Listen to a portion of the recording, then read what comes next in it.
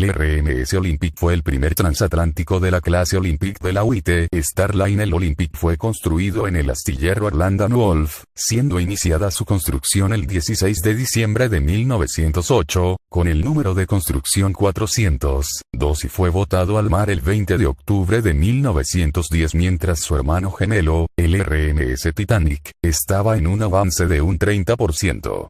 El Olympic fue el primer buque de la clase Olympic en ser completado, y fue comisionado en mayo de 1911. Con 30 metros más de eslora que sus rivales más cercanos, el RMS Lusitania y el RMS Mauretania de la Cunard Line, el Olympic ostentó el título de barco más grande del mundo en su época.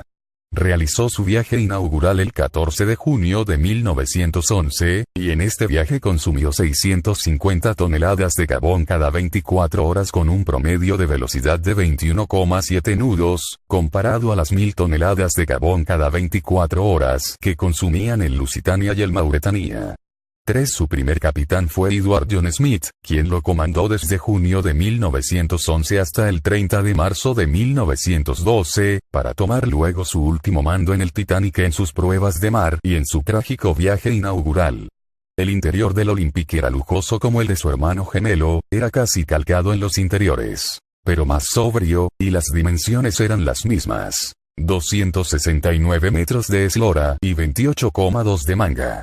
Una de las varias diferencias con respecto al Titanic era que el Olympic desplazaba 1004 toneladas menos que este, y además, la cubierta de paseo A estaba abierta por completo, a diferencia de la cubierta A del Titanic que había sido cerrada en un 50%, lo cual era un arreglo realizado en el último instante por su constructor Thomas Andrews, quien deseaba que los pasajeros pudieran disfrutar de una cubierta de paseo protegida de las ventiscas frías del Atlántico Norte.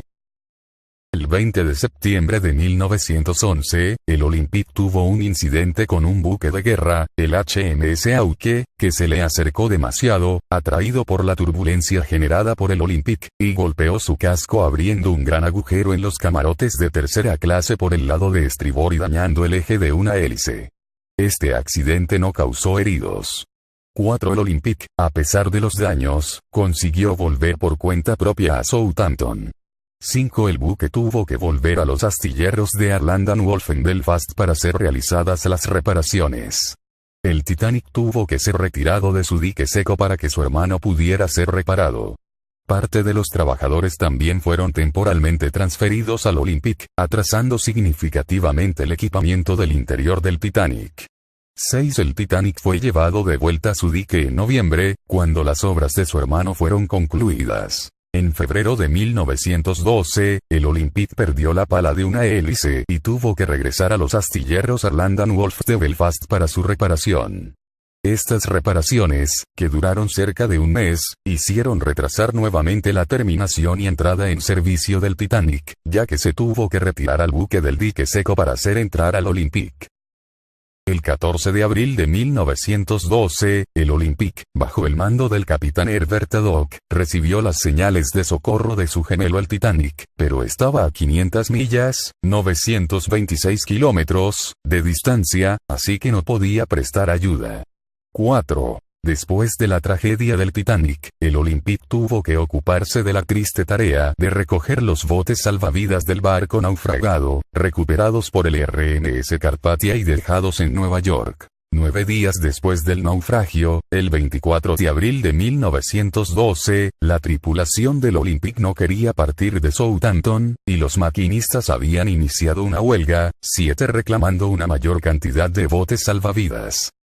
Además, las reservas de pasajeros cayeron drásticamente, lo cual hizo que la UIT Starline realizara importantes cambios en el Olympic. Entonces, el Olympic fue retirado del servicio y fue llevado al astillero de Arland & Wolf con el fin de mejorar su seguridad. Durante los 6 meses que estuvo fuera de servicio se añadieron 48 botes salvavidas, contando ahora con un total de 68. Algunos de estos botes extra eran los que pertenecían al Titanic. En los inicios de la Primera Guerra Mundial fue confiscado por la Royal Navy, su nombre se cambió a HMT, His Majesty's Transport Olympic, fue pintado de camuflaje antisubmarino y sirvió como transporte de tropas. El Olympic se juntó a su hermano más nuevo, el HMHS Britannic, que servía como barco hospital en el mar Mediterráneo para transporte de tropas y heridos. Después comenzó a transportar tropas canadienses y a finales de 1916 ya había completado 10 viajes entre Canadá y Europa. Más tarde haría el trayecto Estados Unidos-Europa con la misma finalidad. En octubre de 1914, rescató a los tripulantes del HMS Audacious, un barco de guerra británico hundido a causa del choque con una mina. El 12 de mayo de 1918, consiguió hundir al submarino alemán SMU-103, que lo había atacado lanzándole un torpedo que falló. Al comprobar esto emergió con la idea de atacar el buque a cañón, pero el capitán del Olympic, Bertram Fox-Sayes, consiguió maniobrar, embistió y hundió al submarino. El submarino comenzó a hundirse rápidamente y 31 personas que escaparon fueron recogidas por un destructor que pasaba por allí, el US Davis. El Olympic sobrevivió a 4 ataques submarinos, incluyendo el ya mencionado. Durante la Primera Guerra Mundial, transportó 41.000 pasajeros civiles, 66.000 tropas y 12.000 miembros del batallón trabajador chino. Terminada la guerra en noviembre de 1918, más tarde regresó a Belfast en agosto de 1919 para su restauración, y volvió al servicio de línea en 1920. En los últimos años de su carrera, el Olympic tuvo un incidente muy grave, sumado a la colisión en 1911 con el HMS Hawke.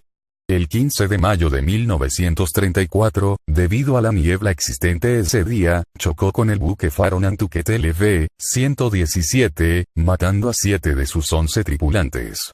9. No obstante, se le llamó el viejo fiable, un mote para atraer pasaje, y tras 24 años de servicio, hizo su último viaje hacia Nueva York en marzo de 1935.